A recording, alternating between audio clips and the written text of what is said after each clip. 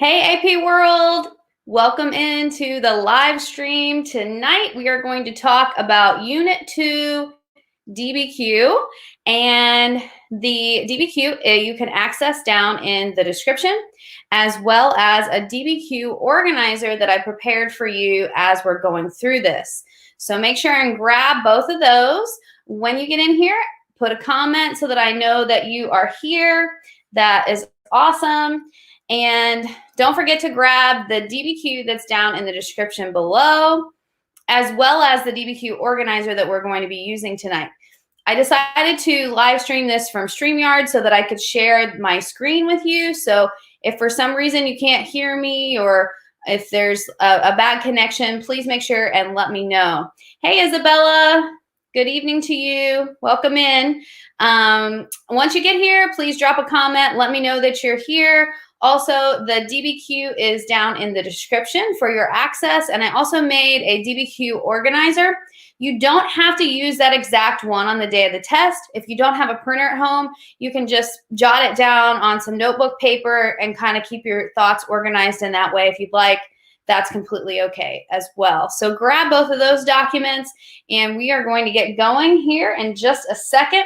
I hope everybody is doing well and that school is going good. Online learning is definitely different, but I hope that you all are getting your stuff done and getting ready for this AP test. It is nice that we have some extra time to prepare. So once again, just in case you're just joining on, grab the DBQ for Unit 2. It's down in the description. Let me know if you can't find the link. And I also have a DBQ organizer that you can use while we're practicing as well as the day of the test so that you can keep your thoughts organized and not miss any points on that rubric. So those two things are available for you down in the description. I'm going to be sharing my screen with you as we are working through this tonight so that you'll be able to see kind of how to fill that DBQ organizer out. If you don't have a printer at home, like I said, don't worry about it. Just you can open that document up and you can kind of jot it down on a notebook piece of paper. It doesn't have to be the exact thing, but I wanted to kind of get something for you to organize your thoughts on the day of the test. So we're going to get going here. Let me see if I can share my screen with you. I want to share this. Yes. Okay, there we go. So there's the DBQ organizer that we are going to be using tonight. And here is the DBQ right here. This is from Unit 2 of the AMSCO book. You make sure that's what you're seeing. Yes, that's what you're seeing. All right, so we're going to work through this.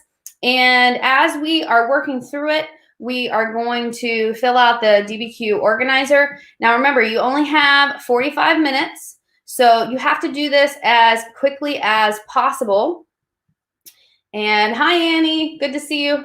I can't see the comments while I am sharing the screen with you. So if I'll just kind of like bounce back and forth so that I can see them every once in a while. But if I don't answer you right away, that's the reason. I need to set up like 2 different screens so that I have access to that, but I haven't done that yet.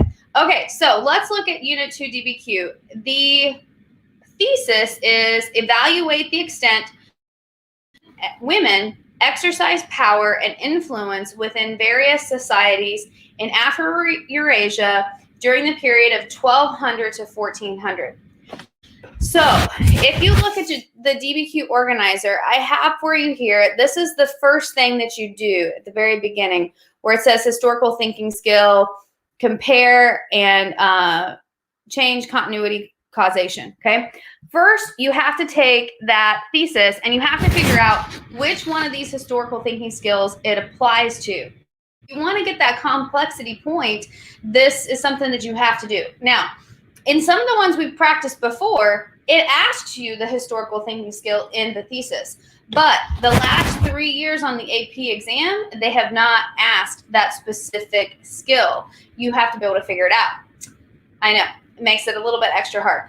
But it's pretty simple to figure that out by looking at the prompt. So if we look at this, evaluate the extent to which women exercise power and influence, what could we do with that? Is that a cause and effect? Not really. All right. Is it a change? You could maybe talk about change if you see change within the documents, but most likely it's going to be comparison of different regions and how they exercise power differently in the different regions. So that's what I would put down for the historical thinking skill.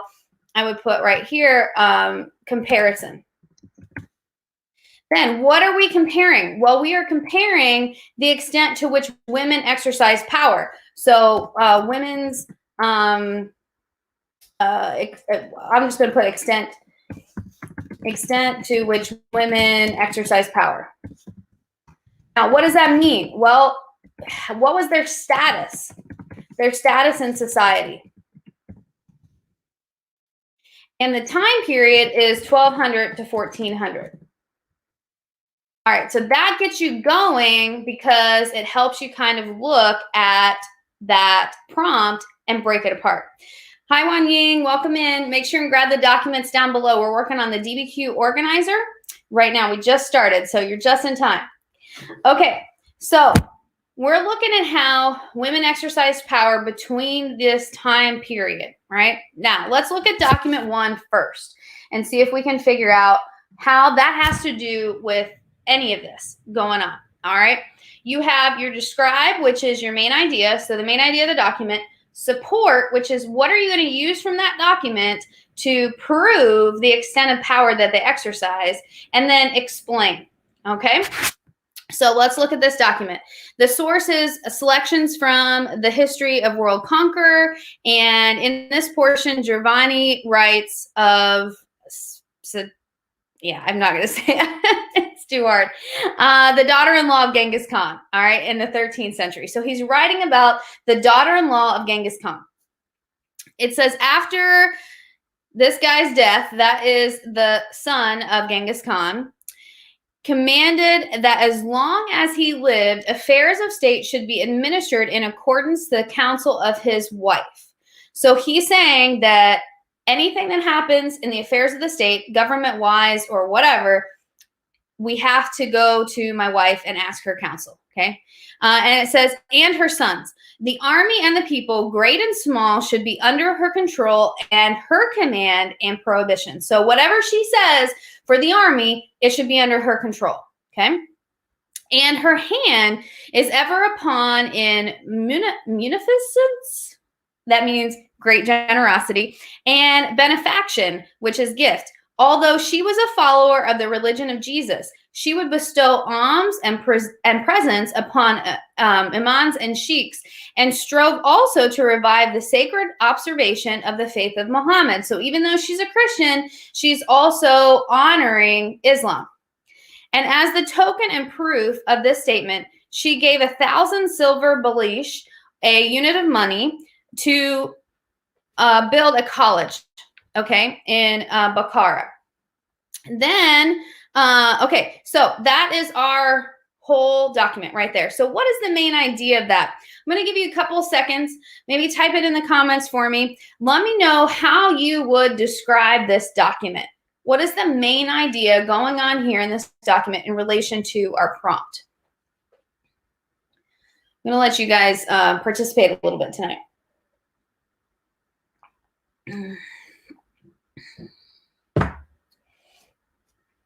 Maybe. There we go. We're on document 1, Wan Ying. We need to know, how would you describe this document? Okay. It's the one about the daughter-in-law of Genghis Khan.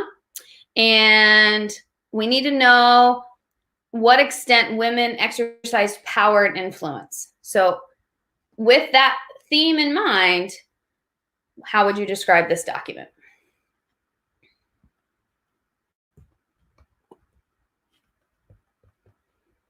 Annie, Isabella, anyone? Crickets? All right, let me help you out a little bit. So I would describe this document by saying that this is about the daughter-in-law of Genghis Khan, and when her husband died, she was given authority of the army, and also they had to consult with her about anything that was going on with the government. Okay, so in your describes part, I would say daughter-in-law. Oops, I'm going to take that off here. Because it's important to remember who she is, right? Daughter-in-law of Genghis Khan, and she, that's going to be, I don't know if I'm going to be able to do this right. Okay. Okay, daughter-in-law of Genghis Khan. She had authority in the army of the government and army. Okay, just make yourself some notes there. It doesn't necessarily have to be in full sentences. This would just be in notes, and my lines are going to get all messed up, but you guys can bear with me there. All right, so now what could we pull from this to support this idea of what kind of power a woman held at this time? Well, this was some authority, right? That women didn't normally get asked about whether or not they agreed with what the army was doing. That was not normal for this time, right? Annie says the documents peruse. Well, the documents peruse is about women in power, and connecting it to the first one, she is wanting to see her. Sorry, I was typing. Basically, she wants to show that she can do the same as the man. Okay, that's true, but she's not writing it, right? This other guy is writing it about her, so she's not showing that she is doing the same thing as the man, but her husband gives her that authority, right? So when you're trying to prove what extent she has this power, you could say in the support part that, if I can get over to that part, you could say something like, it was ordered by her husband to go and consult with her about whether or not the army should do different things, right? So they had to consult with her about what the army was doing. She also, let's see, she also was in control of the people, right? So she had control over what the government was doing.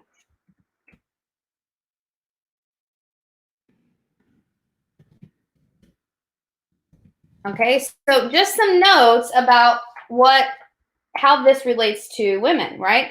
So in that very beginning, that sentence where it says, the army and the people, great and small, should be under her control, command, and prohibition. That most directly relates to this. Now, at the end, it also says that she's tolerant of religion, and she helped build a college. So you could put that in the main idea, or the describes part over here.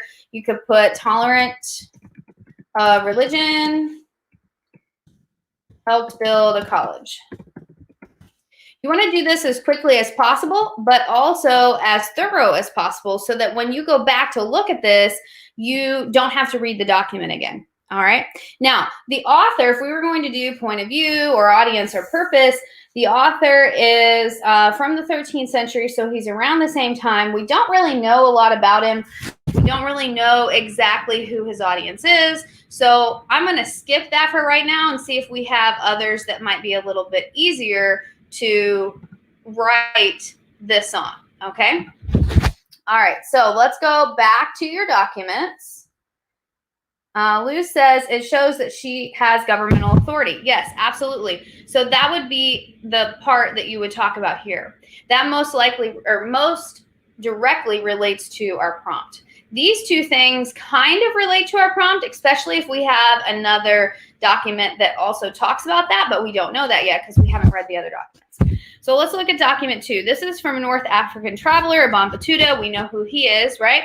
And he is on his journey in the court of Mansa Musa. So he's in Mali, sub-Saharan Africa. And it says the condition of these people is strange and their manners outlandish or unfamiliar or bizarre. And none of them derives his genealogy from his father, but on the contrary, from the maternal uncle. So the genealogy, or how we get our last name, is paternal, in America. But here he's saying it's from the maternal uncle. So it derives from the mother's side how they get their family names, which is kind of interesting. That's different, right? A man does not pass on inheritance except to the sons of his sister, to the exclusion of his own sons. With regard to their women, they are not modest in the presence of men. They do not veil themselves in spite of their perseverance in their prayers. He who wishes to marry among them can marry, but the women do not travel with the husband. And if one of them wanted to do that, she would be prevented by her family. The woman there have friends and companions amongst men outside the prohibited degrees of marriage. Likewise, for men, there are companions from amongst women outside prohibited degrees. One of them would enter his house to find his wife with her companion and would disapprove of that contact. All right, so we got a lot going on here. What would be the main idea of this document? What do you think you would put down to show the main idea here? Take a minute and think about that.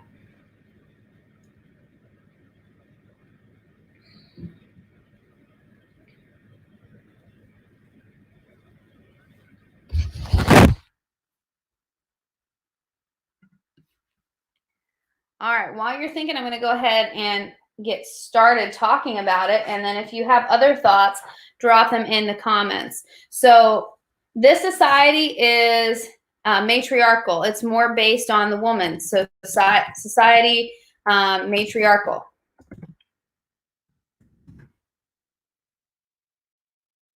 That's something that's different. Definitely not a lot of societies like that at the time. All right. And inheritance is passed on the woman's side. Women aren't as modest and they are allowed to socialize.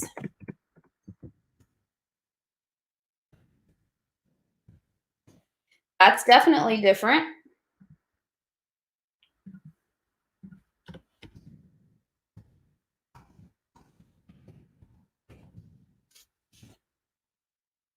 All right, now we need to find something that would support our question, which is what extent of power do they hold?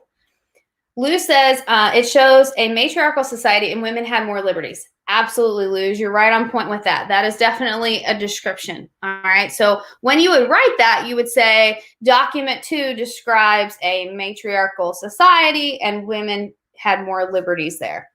That'd be perfect. That would get you that describes part of the rubric. Now we need to support. So what are we going to support to show the extent of power that they held? We could talk something about that freedom in society, right? So maybe something like women in sub-Saharan Africa have more freedom in society. And the example from the text is the fact that they don't have to wear veils and that they can socialize freely, right? So when you write down your supports, you're going to say something like they have freedom in society. They don't wear veils.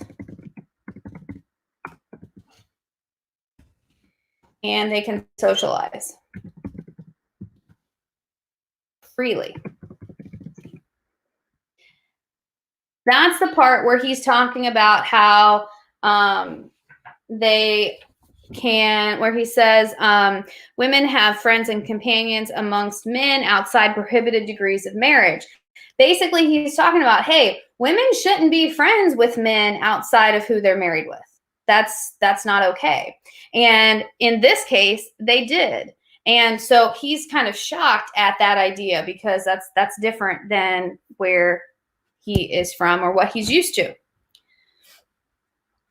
Now, if we're going to explain this one, we could probably do point of view pretty easily because we know that Ibn Battuta is Muslim.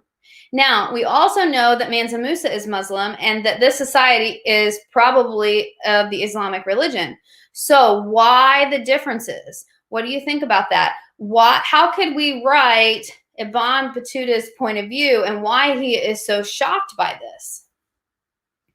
take a couple minutes to think about that and see if you can drop it in the comments for me.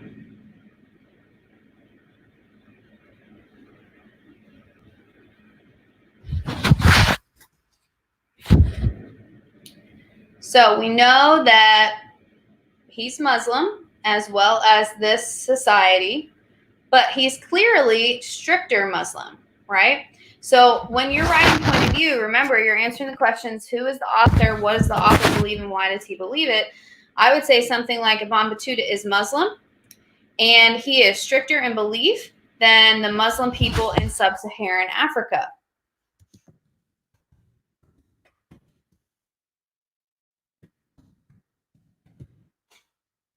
And I would just abbreviate it so that you know, okay? And because of these strict beliefs, he is shocked by this behavior. You need to make sure and put that down.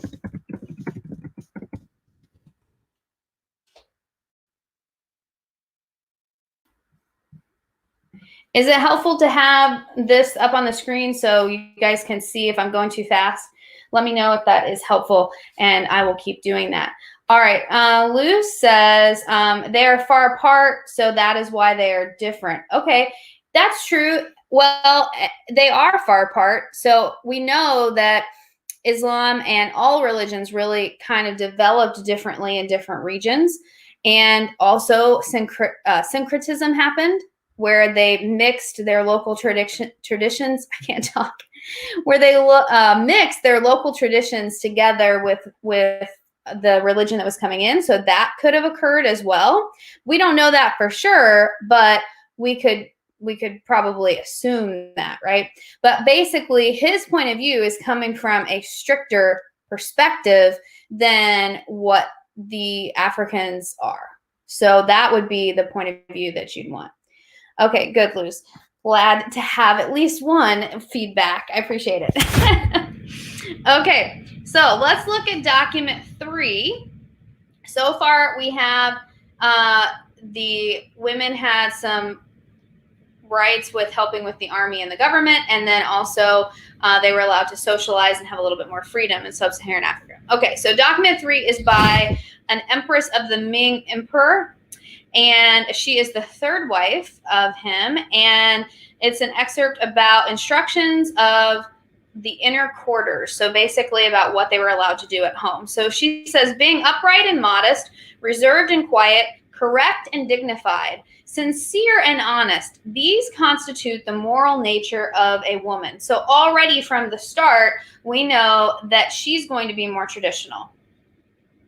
Being filial and respectful, human and perspicuous or insightful, loving and warm, meek and gentle. These represent the complete development of the moral nature. Of old, upright women ordered their feelings and nature based on moral principle, kept control over the workings of their mind, and honored the way and its virtue. Therefore, they were able to complement their husbands in fulfilling the teachers of the way. So basically, subservient to men, right? They have to be moral, they have to be gentle, they have to be the weaker vessel, so to speak. And one's virtue is not established. Rarely can one be influenced for good in the family, how much less in the wider world. Therefore, the wife is one who follows her husband. The way of husband and wife is principle of the strong and the weak. So the woman is weak and the husband is strong. The prosperity or decline of the family, the rise and fall of the state are intimately linked to this.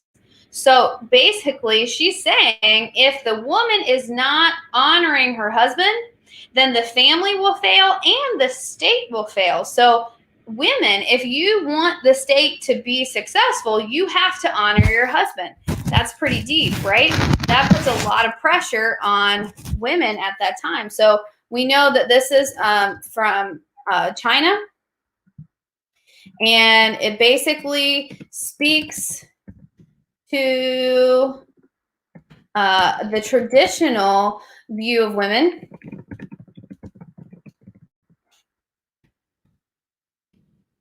I don't know why it keeps that going, but here we go. And talks about Women are weak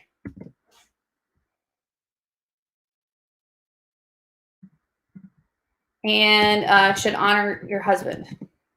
Honor her husband. So that's the basic main idea. This one, though, we know is different than these other two. So keep that in mind. I would maybe put different here so that you know that, hey, this one stands out from the rest. This one shows a completely different viewpoint, and you might be able to use that in order to get the complexity point because you could do contrast. So how are we going to support this? Well, we saw in that very last part where it said that if women are not the weaker vessel, then it leads to the decline of the family and the state.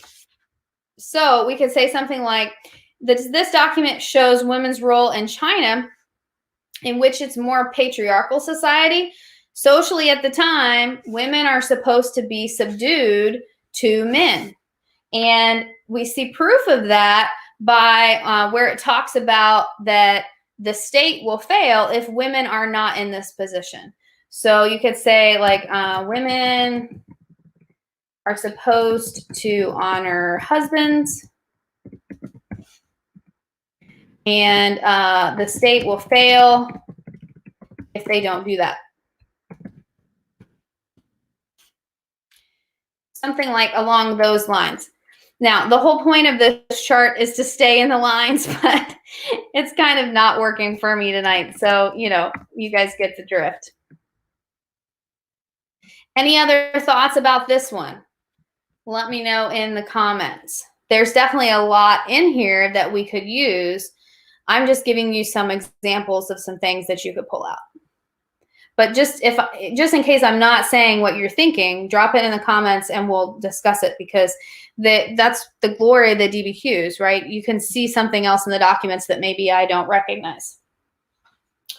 All right, so now explaining this one. Well, this one's pretty easy to do point of view because we know that she is a high-class woman. She's the wife of an emperor.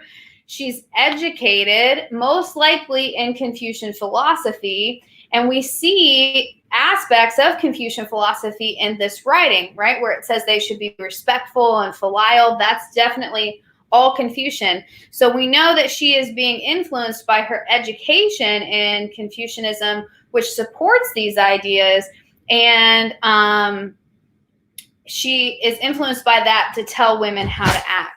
So you could say that it is written from the point of view of an empress who was educated in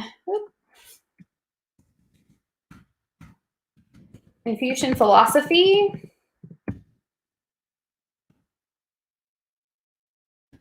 and expects women to act accordingly. Now, I would maybe even put down the words filial and respectful so that you remember that those were in the document, because those link to Confucianism and Confucian ideas. Sorry. Cannot talk tonight. Also, I had this over here for outside info. This is here, so if any of you, as we're reading these, you can think of other things, I would put it right here in outside info. That way you have it for later, because remember, we have to do that twice. So, for instance, for this one, there was a Mongol wrestler, and I wrote down her name. She was in our textbook. And I wanted to tell you about her because she was awesome. What was her name, though? I can't find it. I'll come across it. But I was reading about it in the textbook when we did our reading. And so when I was looking over this, I was like, oh, that would be great for extra evidence. So if you think of any extra outside evidence that go with any of these things, drop it in the comments and we will add it over here. All right. Okay, so Wan Ying says, is there an author for this doc? Yes, the Empress was the one who wrote it. If you look at the source, right underneath where it says document 3, the source is Empress, and I think it's Yao. I'm not sure if I'm pronouncing that right, but she's the third wife of the Ming Emperor, so she is the author. And Lou says they don't have much control of the family either. That's correct. Like, they don't really have a lot of control at all. This is truly pretty much how women were treated at the time in almost every region. But there were some exceptions, which we're seeing in these other documents. Okay, let's look at document 4 now. Document 4 is a drawing of Timo Gozin, a late 12th century female samurai known for her bravery, archery skills, and horsemanship during the Genpei War of Japan. All right, so this is a drawing of a female samurai. We know that's not usual, right? That's different. So samurais were normally male, but this, is an exception to that. And let's see. So description, we would say drawing of a female samurai who participated in a war in Japan. Simple as that. Then think about what you could use to support. What could you pull from this to support women having power? Annie says, what time is the live going to finish? It will probably finish, I don't know, whenever we're done. Probably about 8 o'clock. So the describes for that one just simply say drawing of a female samurai. I can't spell either. Oh my goodness. Samurai. There we go. And for supports, you could simply say that this supports that women were sometimes involved in the military in Japan.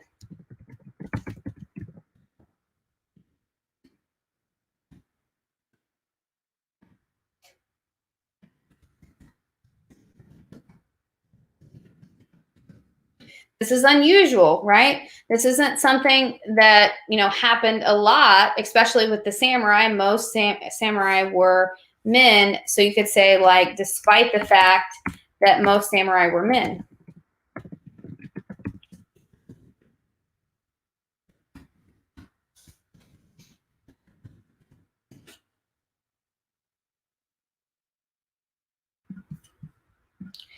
And it proves that women weren't weak.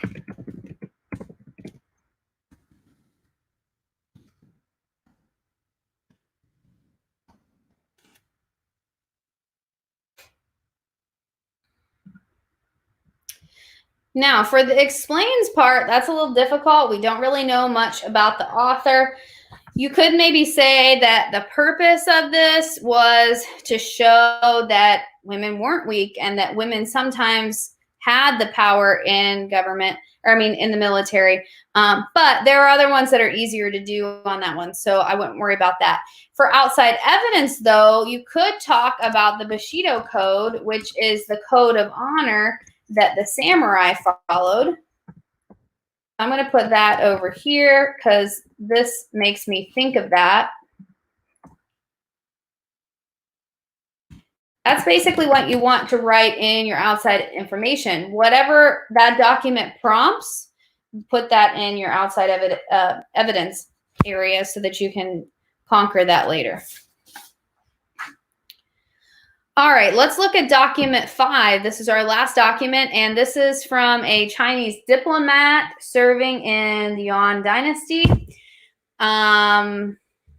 It's an excerpt from the Customs of Cambodia on accounts of his travels to the Angkor Temple complex in the Khmer Empire. So he's going to Southeast Asia. It says the local people who know how to trade are all women. So when a Chinese goes to this country, the first thing he must do is take a woman, partly with a view of profiting from her trading abilities. So women are involved in commerce in Cambodia. That could simply, why are you giving me problems? Okay, that could simply be your description.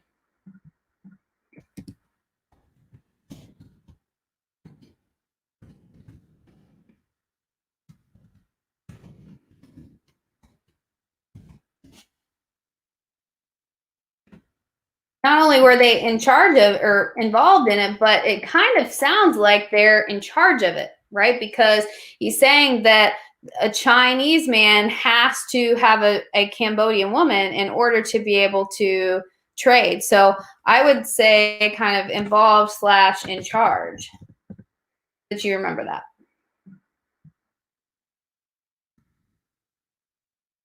And then what does this show that is relation to our prompt? Basically that they had status in society and that you needed a woman in order to trade. So the high status in society and needed for trade.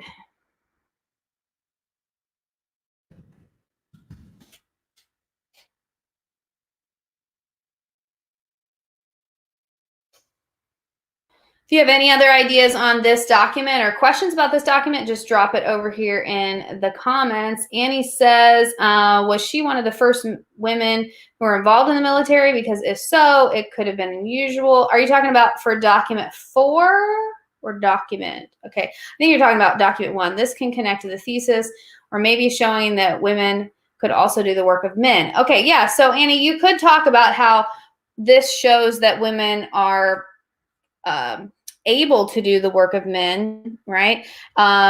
Much to the dismay of some men at the time. But I don't know that you could tell that this is one of the first women. That would be hard to prove. That's not really in the document. But your second part, definitely that could be used in the supports. And Wan Ying says, can you go over document number 1? Yeah, I'll look at document number 1 again.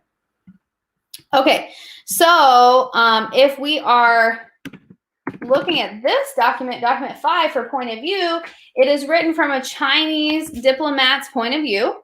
Okay, so he is upper class and his audience is most likely the emperor or the the government of China, right? So what's important about that? Well, because he is writing to the emperor, he's most likely going to report as reliable as possible to the situation in China. And it doesn't sound like he's like telling big stories. He's just letting the emperor know what the situation is like in Cambodia. So for this one, I would do audience, and I would say that he is writing to inform the emperor about Cambodia and the participation of women in trade.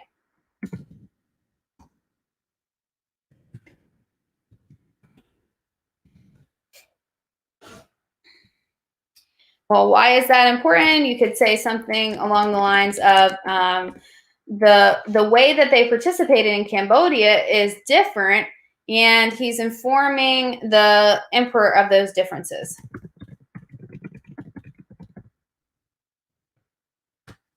It doesn't really sound like he's shocked about it. He just is letting them know that women are very heavily involved with trade.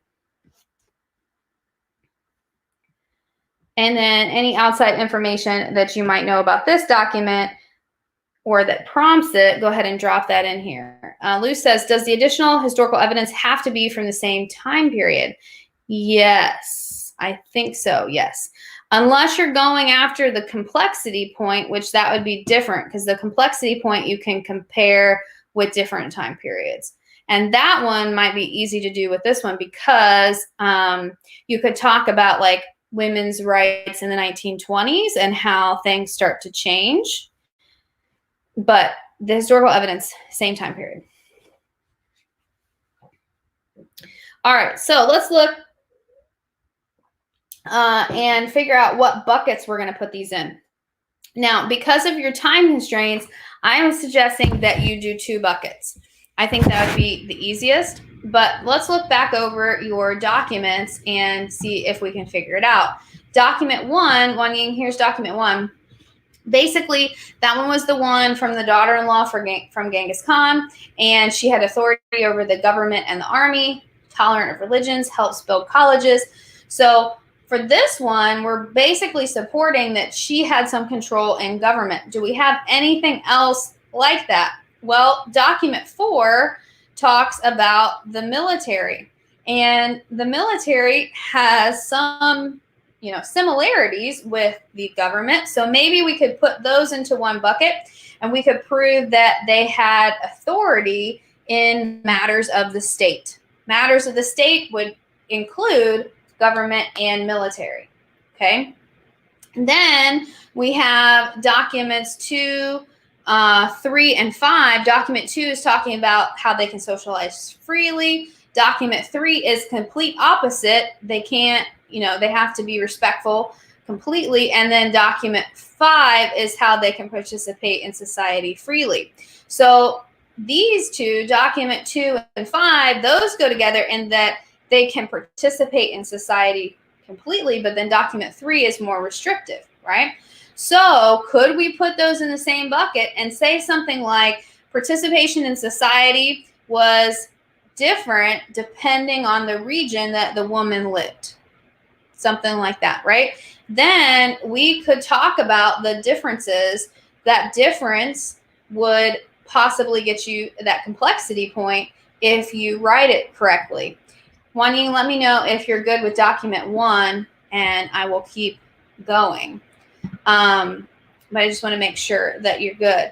And Lou says, for complexity, we could use the women that fought in world wars. True, you could also use that as well if you're comparing across time periods. Absolutely, yeah. It just kind of depends on how you want to set it up. Now, remember, you don't have a lot of time, so the faster that you're able to think of these things, the better. If you can weave complexity into your essay by talking about similarities and differences, then I would do that versus writing a whole separate paragraph about something else, because if you can weave it in, then you're kind of killing 2 birds with 1 stone, Okay. All right, Wenying. Awesome. So let's think about thesis. For number 1, there is an author, and it is if you look underneath document 1, it has the source. Okay, so let's think about thesis. If we go back to our document here, okay, so on this document, I have given you the grouping the documents. Okay, so document 1 or group 1, we would have documents 1 and 4. And the topic of these we said was proving government and military participation, or participation in matters of the state. Okay, that means that they can, we can do both of those documents in one topic.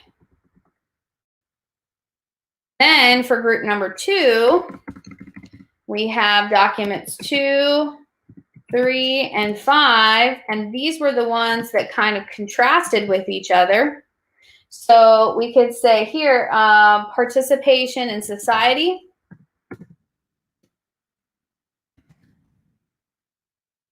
was on different levels, participation in society was dependent upon where the region they lived.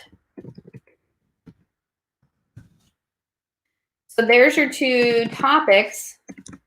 I don't know. It's not going to let me take that over, but just know that that goes with this topic.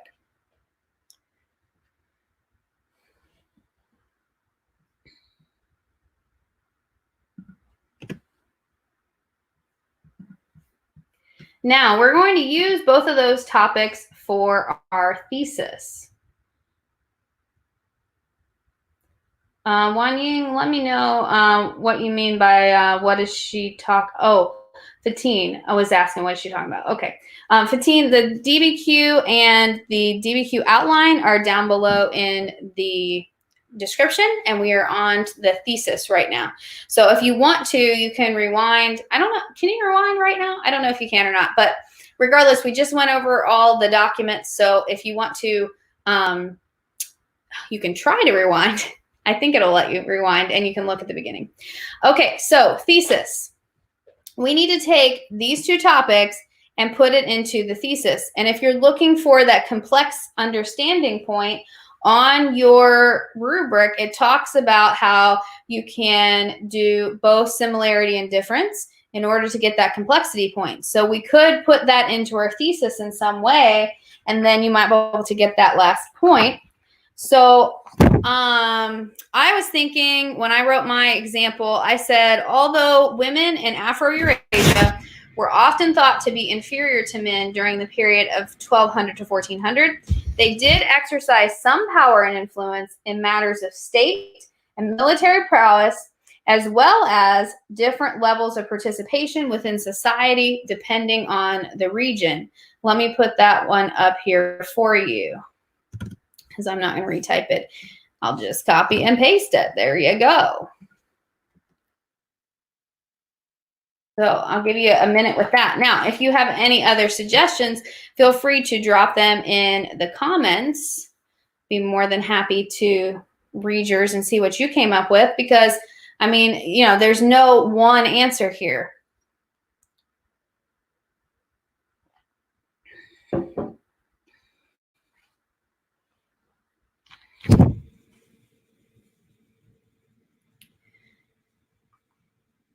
Now, in the thesis, I didn't write the difference part really like completely out. I'm going to explain that more in the details once we get to it. Also, if you're running out of time, then don't, you know, you may not have time to write on all of these topics, but have it in your thesis so that you get that point. Okay, let's go on to the context. So context, you need 2 or 3 vocab words or events that are associated with the prompt. So I'm going to put those over here. Before 1200, what do we got going on? Well, we have new states rising, trade increasing. So I'm going to say new states and increased trade.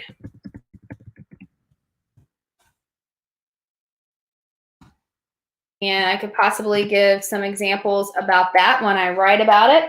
And then for some more context, I might put that Genghis Khan will unite the Mongols to make a large empire from China to Eastern Europe.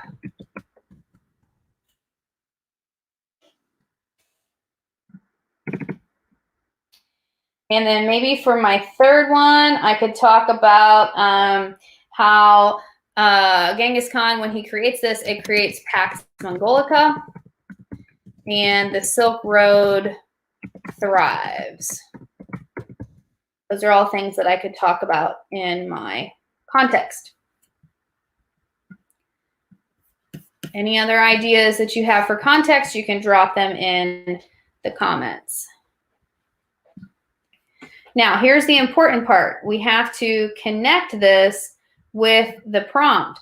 So how are we going to connect this with the prompt? Well, we're talking about the women and the fact that they had power or they didn't have power. So I would maybe say something like,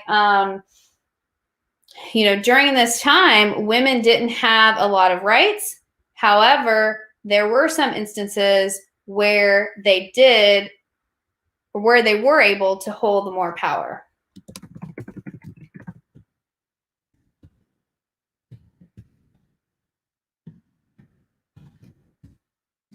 You could say that they were mostly considered inferior to men.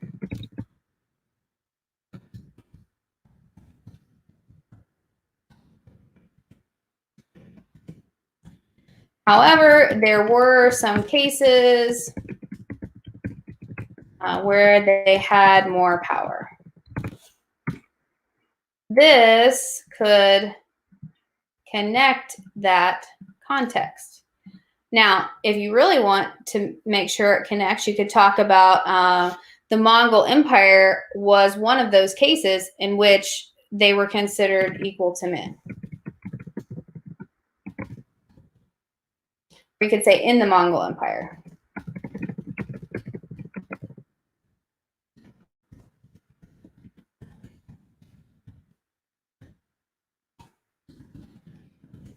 That really connects it because we were talking about the Mongol Empire in the context. All right, so now we need outside evidence. If you look back on what we wrote, we talked about the Bushido Code,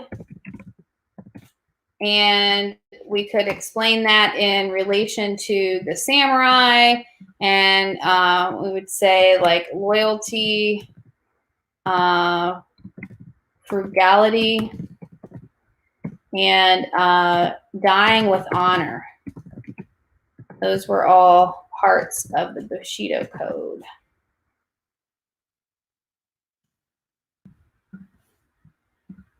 And then connecting it with the drawing, we would say this female samurai followed the Bushido Code.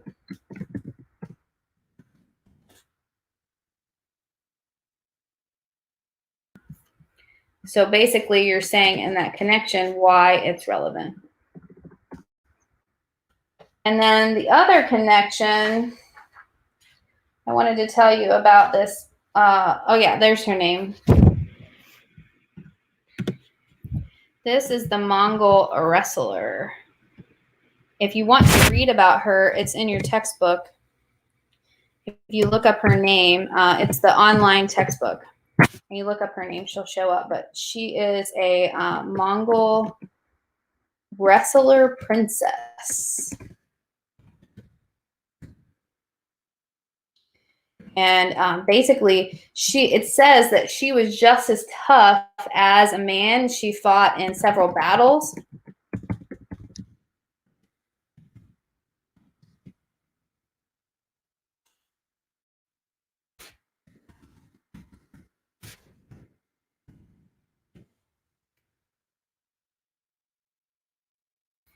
And it connects because it shows that women were judged based on their merit in the Mongol Empire versus the fact that they were women.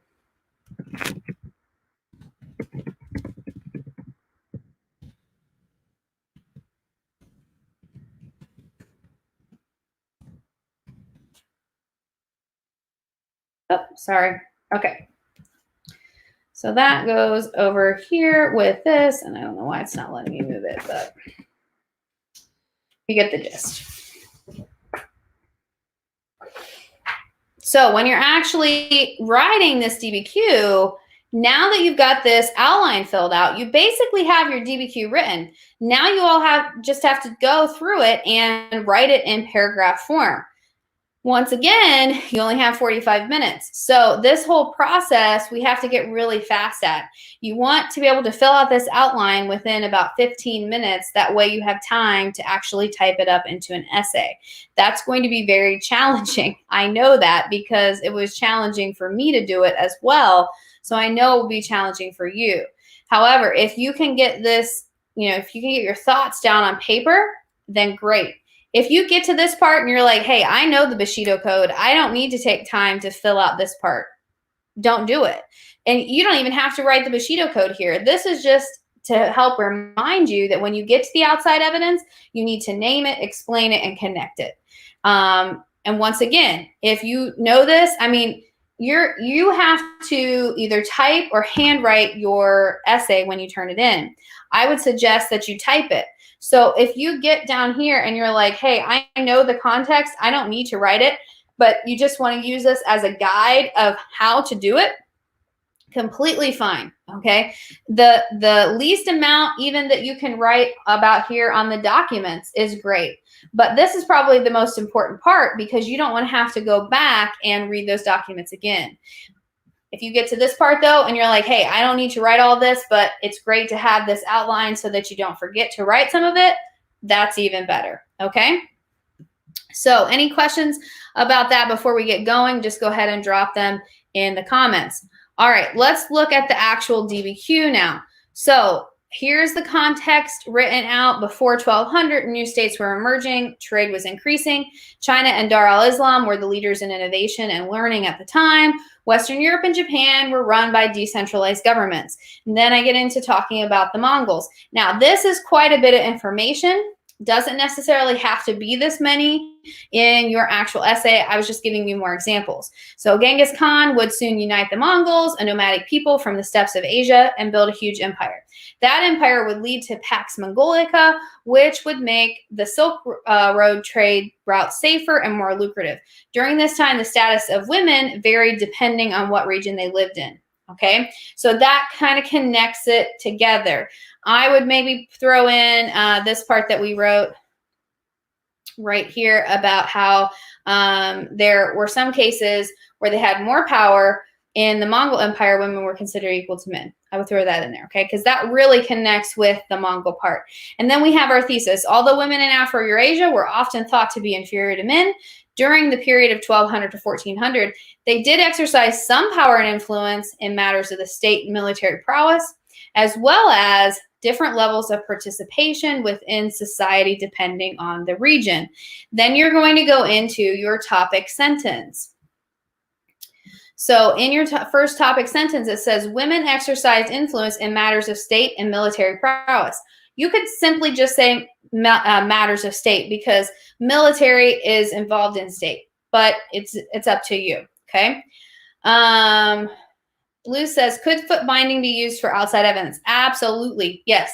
That'd be great outside evidence. And when we get to that document, we'll talk about how to throw that in.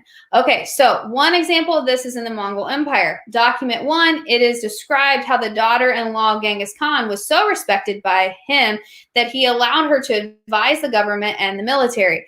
Actually, it would be respected by her husband, not directly Genghis Khan. I wrote that wrong. So you would say something about how she was respected in general by her husband and she was given that power. So describe Genghis Khan. I would put, not Genghis Khan, what was her husband's name? Ugla Nowens? I don't know how to say his name, but let's see. Let's take that out. Sorry.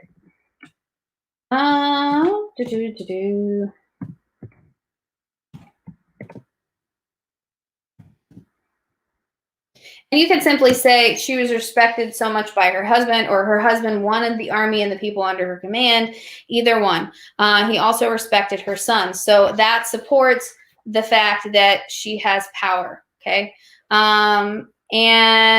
Explains it's hard for this one, so we didn't do that one at all.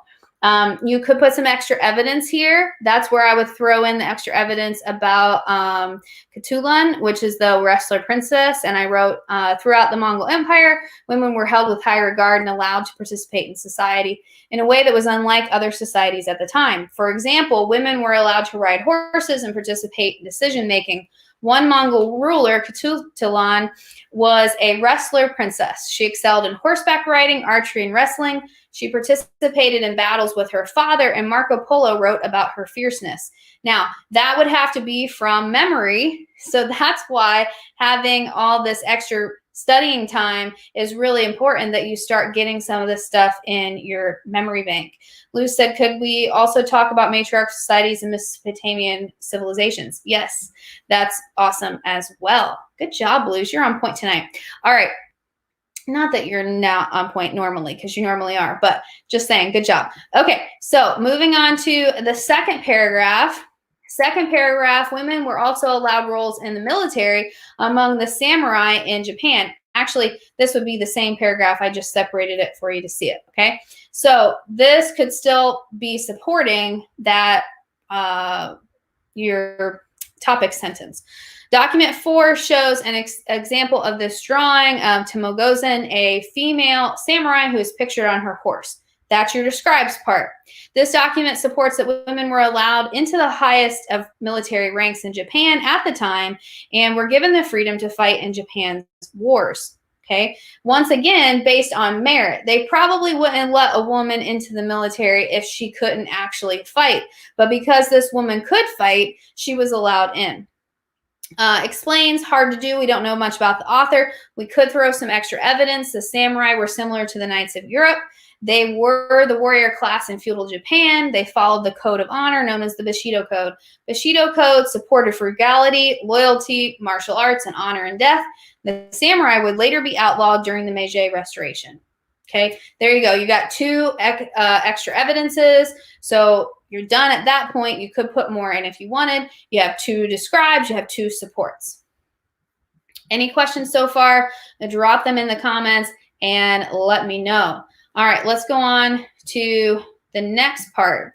So our next sentence could be, our next topic sentence could be something like, women participated in society on different levels depending on the region and their social class. Document 2 describes a society in sub-Saharan Africa that is more matriarchal than others at the time. Based on the description, women have more freedom within society there. The author states that women don't wear veils and that they are allowed to socialize freely. The author, Ibn Battuta, is a strict Muslim, and because of his strict beliefs, he disagrees with this society and is shocked by the action of women within the society. So this last part is your explains part, and before that would be describes and supports. At this point, Luz, if you wanted to put in your extra evidence about the matriarchal societies in Mississippi, then you could put that here, okay? Then moving on, according to document 5, women in Cambodia participated in trade and commerce.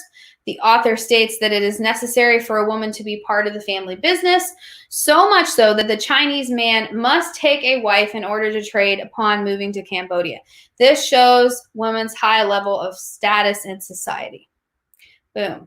Now, if we want to explain that, and this would be for point of view or audience or purpose, right? We're using audience for this one. We would say he's a Chinese diplomat. The audience would be a emperor, governor of China. Because who he's writing to, the document is most likely reliable, and he's most likely reporting to the emperor himself on the situation in Cambodia. Okay, so that would be audience. Now, this next part would talk about the contrast. This is annoying. Okay, there we go. So it says, in contrast to women participating in society, China required women to be subservient to her husband. Document 3 describes the role of the women in China as more moral and respectful to her husband by following him. She is weak and he is strong. So that's your description. Support. The document shows women's role is more patriarchal society. Socially in China at the time, women were supposed to be more subdued. This is considered respectful according to Confucian philosophy. So you're tying in why they had to do that. And then for your explain part, Empress is the wife of the Ming Emperor. The Ming were educated in Confucian philosophy and supported those ideals. She is influenced by that in her writing about how women should act properly in society. So at that point then, if you have time, you can add in more things. You can put in more evidence. You could reword your thesis. You could put in more explanation of the documents, like more audience, purpose, and point of view so that you have extra. But most likely at this time, you're not going to have extra time. All right. So if you're running out of time, what I would suggest that you do is start making sure that you have your explains in there, because you get a point piece for those. Make sure you have your outside evidence, because you get a point piece for those. All right. Those are important. And then continue writing about your documents. It doesn't necessarily have to flow in this order. If they see it in there, they will give you points for it. So if you've got like 10 minutes left and you're like, man, I didn't do my outside evidence yet, then throw it in there and then keep writing whatever else you were talking about, okay? And then last but not least on this little cheat sheet are some reminders. So describes is the main idea, what supports, and what explaining is. And then here's the questions that you would ask yourself for the explaining part. So if you have a printer, I would suggest that you print out this outline and that you practice your DBQs with it. Every week on Wednesday at 7 p.m., I will be doing a live over one of the DBQs. Next week, we'll be doing Unit 3 from the AMSCO book. So if you have the new AMSCO book, make sure and check out that DBQ before you come to the live so that you're ready to go and you've looked at the documents. Time yourself. See how long it takes you to get through the documents. See if you can fill out that outline, and then that way when we go over it, you can kind of check yourself, and you can kind of do what Luz has been doing, dropping in comments about, okay, could I do this? Could I do that? Yes, absolutely. That's awesome. I love to have that interaction. So make sure that you try to get some time to do that. Also, you can continue reviewing with The Amazing Race. If you need access to that, it will be in the Amazing Race videos every week that I post. We are now on Unit 4 this week, and you can check out the document in the description of that unit. And that will give you more evidence to use, more outside resources and things. Carol says, how did you set up each paragraph? Well, I set up each paragraph based on the outline. So I basically just went in order of this outline. And if you go down in the description below, you can grab this outline, and then you can rewind once I upload this video, and you can go back through. But basically each paragraph would have the topic sentence, describe, support, explain for each document. And then if you're going to throw in the outside evidence, you would put it in there as well. So if you look at that DBQ Organizer, I basically went in order with that. Once again, you don't necessarily have to go in order with that, but it's easier to keep track of. Once you have your thesis, break down your thesis into your topic sentences, and then you'll know what needs to be in each paragraph. So grab that organizer, and then I will be uploading this in just a little bit. You can rewind it and watch it again so that you can get the full take of this. All right, if you have any other questions, drop them in real quick. If not, I'm going to go ahead and head out.